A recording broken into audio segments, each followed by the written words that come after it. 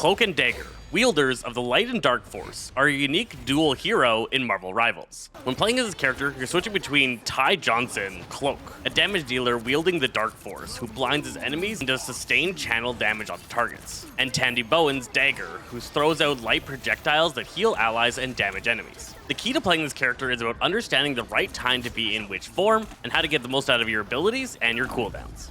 For the most part, you're going to be spending a lot of time as Dagger, as that's the primary form for being a strategist, and you'll be switching over to Cloak in important moments where damage is going to be more important than healing. So playing as Cloak and Dagger, you want to stay in visible range of your vanguards as well as your dive and melee style duelists. Constantly be checking around you and bouncing about, looking for allies that need to receive healing, and shooting shots down corridors that your divers have gone down to so that the bounce ricochet might apply a heal to them.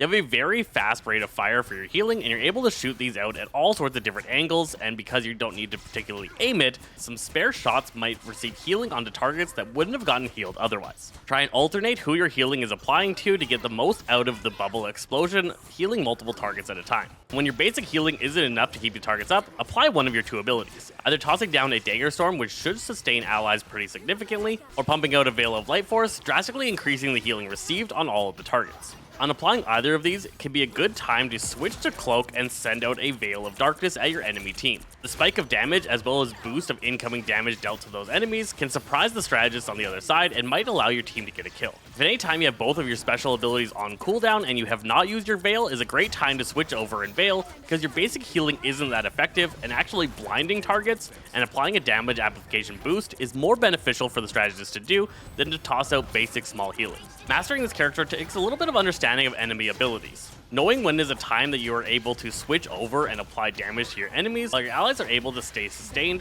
versus when it's time to just focus in on the healing and keeping targets up is going to be really important to mastering your character.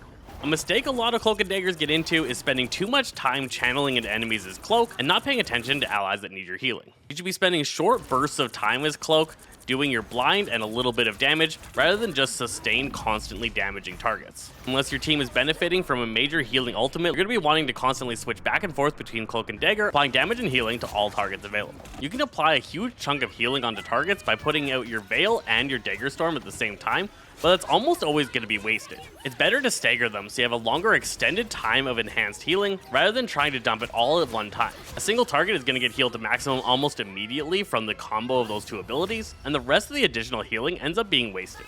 And with all that, I hope you have a better understanding of how to play Cloak and Dagger. Now go out and show your mastery of the Light and Dark Force.